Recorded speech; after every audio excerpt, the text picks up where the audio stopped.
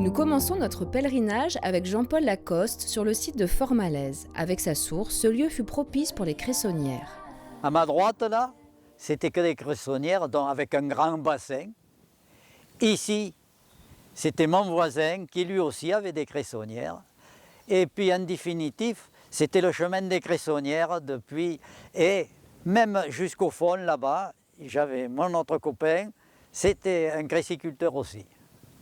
Nous étions 3 cressiculteurs. Mon grand-père, qui était avec mon père, l'hiver évidemment.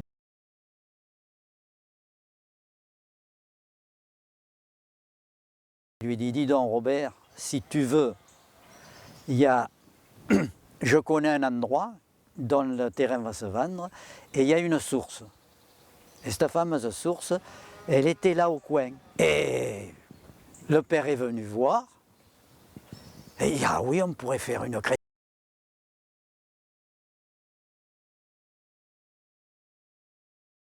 cressonnière. On en a fait, vous voyez ce que je vous ai expliqué, toutes ces fosses, d'une surface à peu près que de cressonnières, je parle, que de coffres.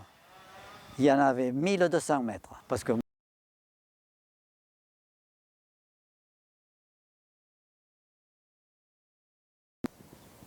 oui, il a commencé à creuser. Alors le grand-père, il a dit, on va creuser. Mais c'est un coin, moi j'appelle ça Cayenne. On va à Cayenne travailler. Parce que tout s'est fait à la pelle bêche, toutes ces fosses. Et le cresson, c'est la meilleure des plantes qui est le moins traitée. Parce que nous, on commençait à planter le cresson, on faisait des plants de cresson dans des artificiels à Villeneuve. Et après, on faisait des poignées que l'on jetait après dans ces fosses. Et puis ça poussait tout seul. Alors là, une première fosse qui fait 4,40 m. L'autre, elle fait 4,20 m ou 30, je ne me rappelle plus.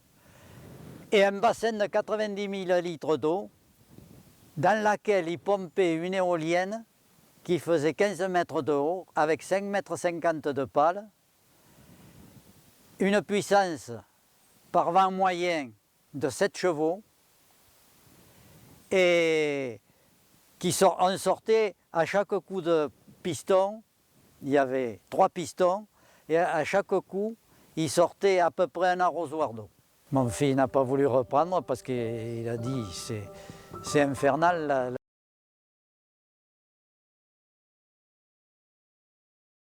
Sur les 17 maraîchers que nous étions, chemin de l'Iran, eh bien il n'y en a plus.